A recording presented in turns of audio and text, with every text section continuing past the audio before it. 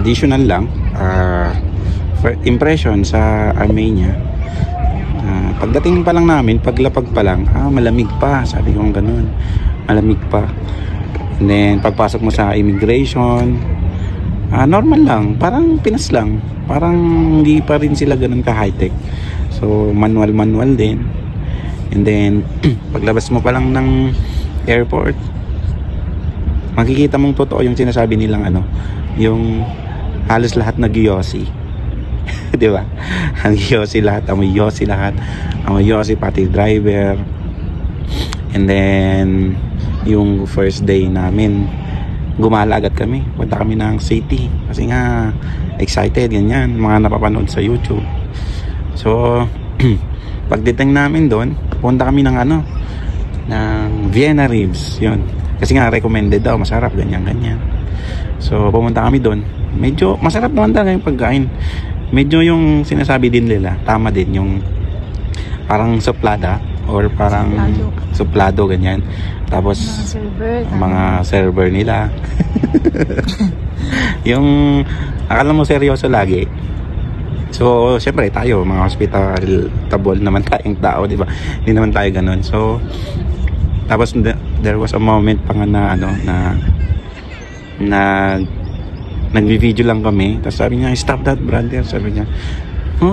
Nagbi-video lang naman, binili naman namin to, ganyan.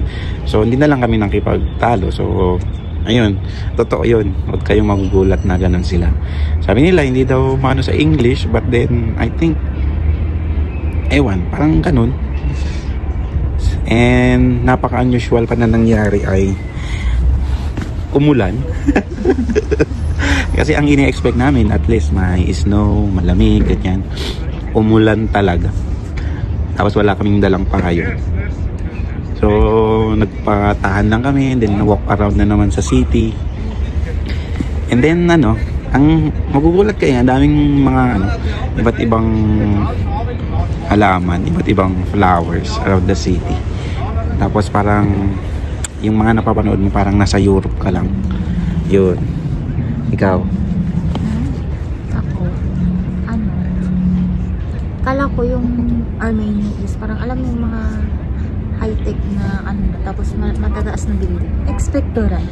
Tapos, nung habang nasa daan kami, sabi, parang nasa Pinas ka lang. Alam mo yung tipong type na nasa Maynila ka. Yun yung tapos ang bilis sila magpatakbo ng mga driver. Yung mga driver nila, grabe, kahit nansisikip. Parang larga ng larga. Ganun pero sila. Pero naman sila, pagka nagkakasingit-singitan, parang may sila na bubusina or yung nagganon ng sign language na parang thank you siguro sa kanila. Nag-giveaway naman sila. Yan. Tapos nakakaano yung mga nila, mga stoplight, ang lalayo or yung mga signal. Ano pa? Tapos napansin nga namin, ang gaganda ng mga dito, mga tao, parang mga manika. Parang basta hindi mo rin masabi. Tapos nagpunta kami ng yung Opera Theater ba? Cascade, muna pala. Cascade Complex, yan. Nakakapagod. Nakakapagod talaga. Tapos ilang steps nga daw yun? sabi nila 500 something. Grabe, nakakapagod talaga. So we decided na kami escalator. Escalator ba yun? Tapos sinasabi nila yung museum. Yung museum naman, hindi naman siya hindi yun na yun. Yung nasa yung nasa hagdan, tabi ng escalator. Yun na yung museum ata nila. So parang alam mo yun, ang laki ng lugar. Tapos pagdating mo dun, yun na, parang ganun. Ganun yung unang impression. Yun na. So ayun, umuulan that time. So kakaiba talaga. So ayun, pasensya na, medyo may maingay kanina kasi yung sasakyan uuwi na. So from Cascade Complex, doon namin na-experience yung unang tubig na pag-inom, yung fountain. Parang mini fountain nila na inuman ng tubig. Di ko alam tawag dun eh. Pero masarap siya talaga. Ang lamig. Ang lamig, parang ice water. Sabi ko nga, hindi ka na makikipagbalyahan sa basketball para lang manalo ng ice water. So yun.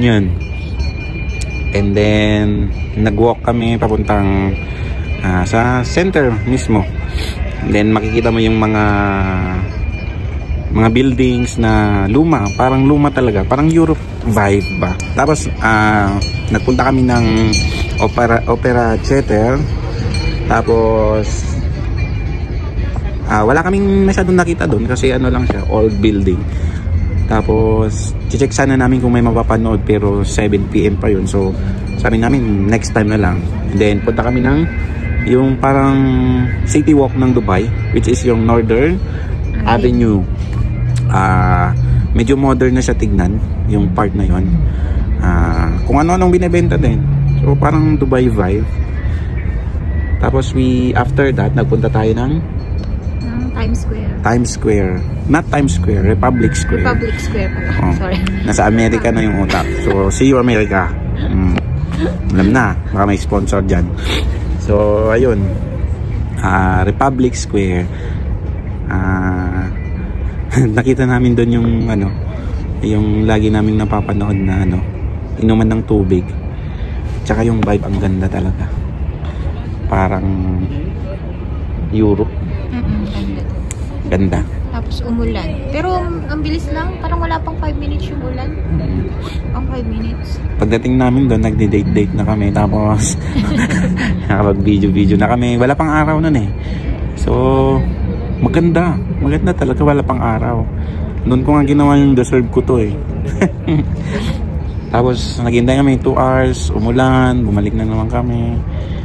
Tapos pagbalik namin, ayan, ang ganda nung ang ganda nung pag may ilaw na yung Republic Square, yung mga buildings, yung vibe, napakaganda talaga.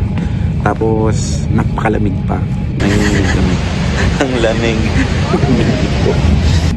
Diba? Andun na rin yung museum ata yan, National Museum ng Armenia.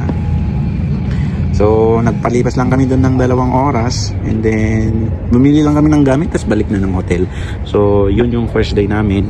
And then panoorin nyo na lang yung detailed, yung mga view na pwede nyong gayahin, diba? So ayun, yun yung first day namin.